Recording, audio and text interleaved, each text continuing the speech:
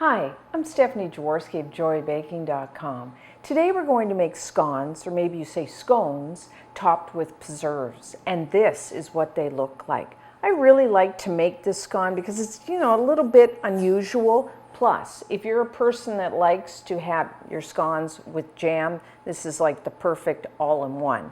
So the first thing we're going to do is to preheat our oven to 375 degrees Fahrenheit, which is 190 degrees Celsius, and you will need a baking sheet. You can line it with parchment paper like I've done here, or you could just lightly butter it or even spray it with one of those non-stick sprays. Now, I always like to make my scone dough by hand.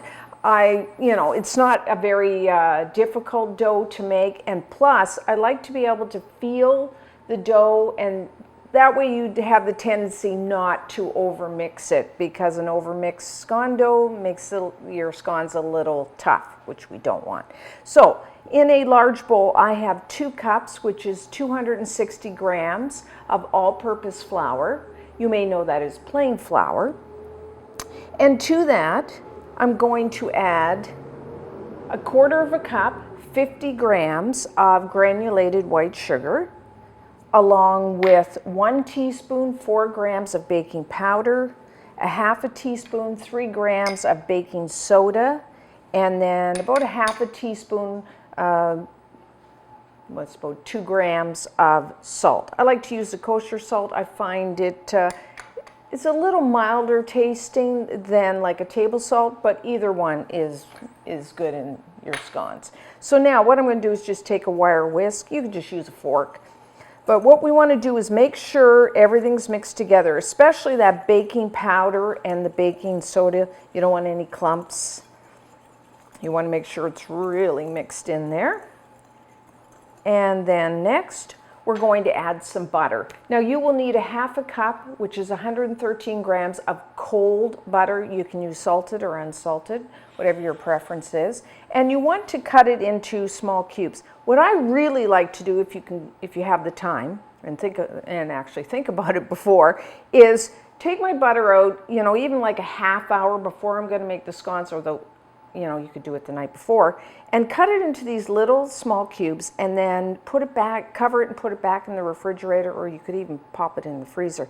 And then that way it gets the butter really cold, and that helps to make our scones really light and flaky. So if you remember that, it's just a little tip you could do. So let's put that all in there. And now we're going to cut the butter into the flour. I like to use like one of these pastry blenders. You could use like just 2 knives and just kind of cut, or really you could just use your fingertips. And then we're going to cut the butter into the flour until we get coarse crumbs. If you're using a pastry blender, just kind of use almost like a rocking motion. You kind of go down and then you will have to scrape off, because it does get stuck. Now you could do this step up to this, to this in your food processor if you want. You could even just, cut the butter into the flour. Just make sure you don't process it too much.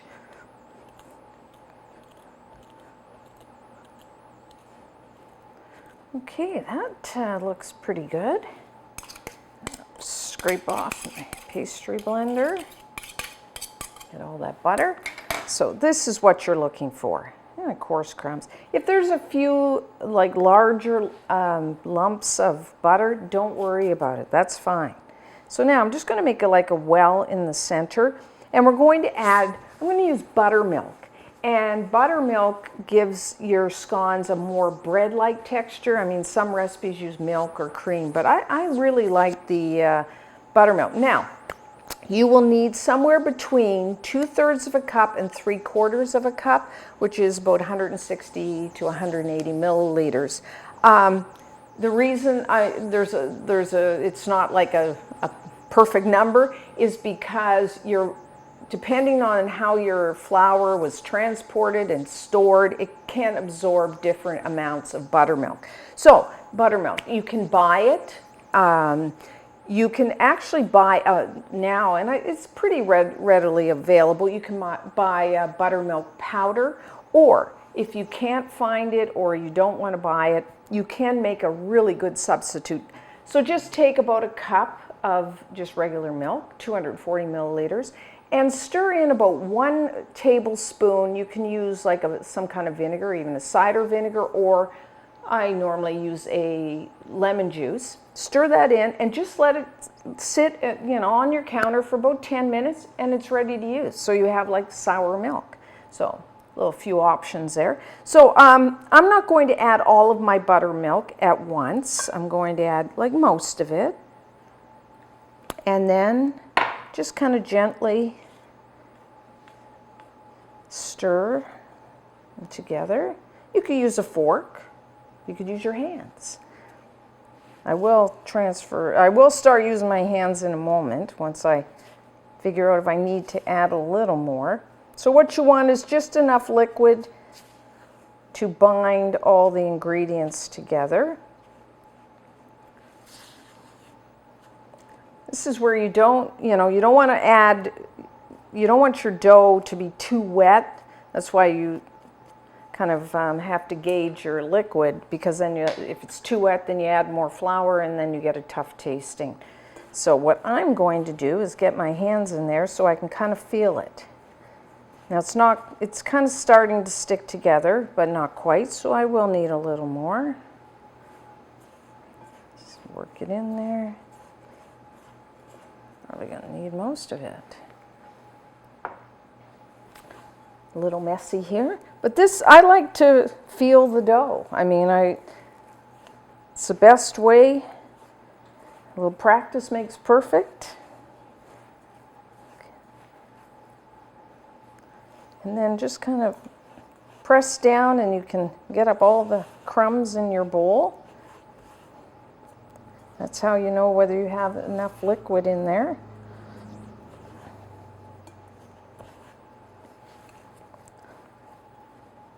I just got a few. I'm just going to add them. I need that whole amount here. Okay, yeah, that looks good. So I'm just going to transfer that to my work surface, and then put that out of the way. You will need a little bit of flour, and then we're going to knead it. I'm going to smooth it out and bring it all together. Not too much. That looks good. And I'm just going to, if you don't want to wash your hands, just take some flour and get rid of all that stickiness on your hands. Okay. So now what we're going to do is you could roll your dough. I'm going to do it in about a 7-inch round. It's about 18 centimeters, but I'm just going to pat it. I mean, it's not critical. You can get your ruler out here, but I'm just going to eyeball it. And then I'm going to we're doing round scones today. Now, if you wanted to, you could cut this into wedges, but I thought a little different than what I usually do. I normally cut into wedges, but we're going to do something a little different. So I have that's about a 2.5-inch round cookie cutter or some kind of cutter. It's about, 7.5 centimeters. And you might have to put a little flour on there. And just put that. Just cut out your scones.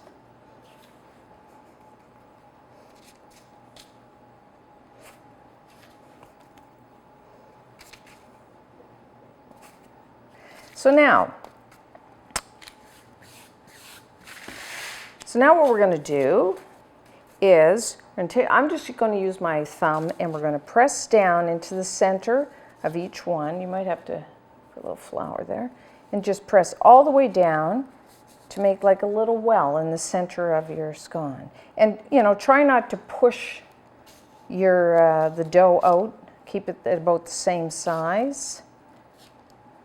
Kind of think of if you ever made thumbprint cookies, same sort of thing.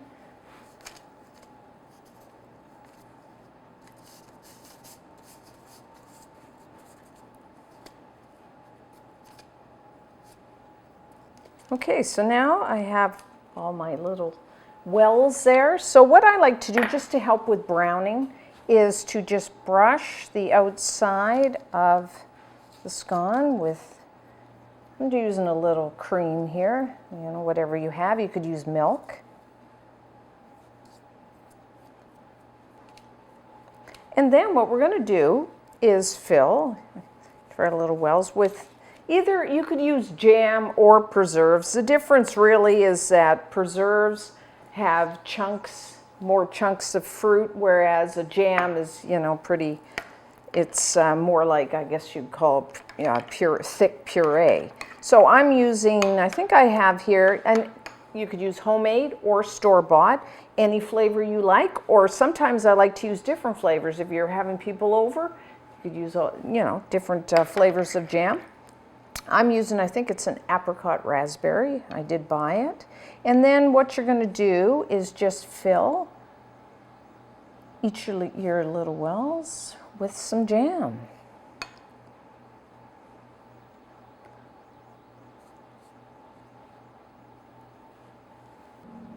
Okay. And if you wanted to, you could sprinkle the top with a little bit of sugar for shine, if you wanted to do that.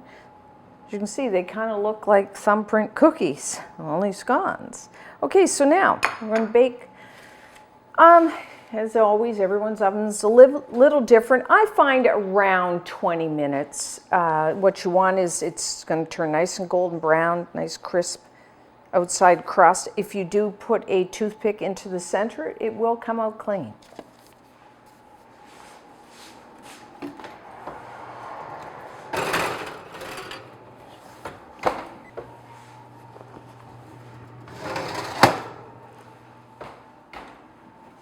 Okay, our scones are done. They look nice. You see beautiful golden brown, and they're firm to the, set to the touch. You could put a toothpick into the side here, and it should come out clean. Now, just as a little tip here, if you find that like this, where the jam is kind of flowing over, it's usually because I put maybe just a little too much jam. So just keep that in mind. Don't overfill them. So now what I'm going to do is just let them cool, maybe 5 minutes, and when we come back, we will try one. Okay, so let's try one. You can have these plain, or what's really nice is you can put a nice dollop of either like clotted cream or whipped cream on top, but we'll just have them plain today. And if you can, try to serve these, shortly after you make them. That's when they're really, really good. Although you can cover and store them for a day or two and then just maybe reheat them.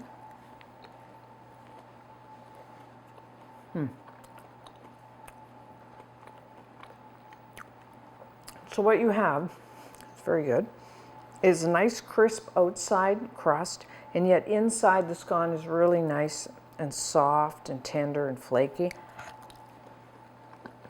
And I really like the addition of the jam, because I usually cut them in half and put the jam on there, so I like this because you can just kind of take and go breakfast. So have these with a cup of coffee or a cup of tea and enjoy. So until next time, I'm Stephanie Jaworski of JoyBaking.com.